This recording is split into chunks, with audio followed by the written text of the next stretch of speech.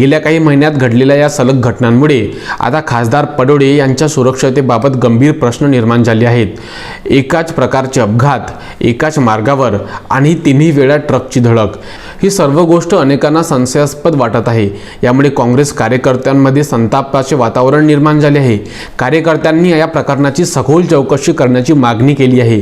त्यांच्या मते या सर्व घटना योगायोग नसून घातपाताची शक्यता वर्तवली जात आहे। दरम्यान गेल्या काही दिवसांपासून राज्यात अपघातांची मालिका सुरूच असल्याचे चित्र पाहायला मिळत आहे।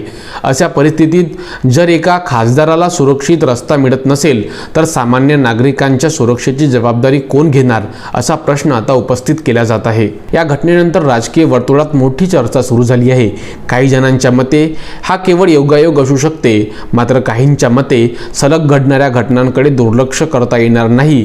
या सर्व घटनांमुळे लोकप्रतिनिधींच्या सुरक्षतेबाबत सरकार किती गंभीर आहे, हा प्रश्न उपस्थित केला जात आहे। कारण 3 वेळा अपघात होऊनही या प्रकरणाची सखोल चौकशी झाल्याचे दिसत नाही।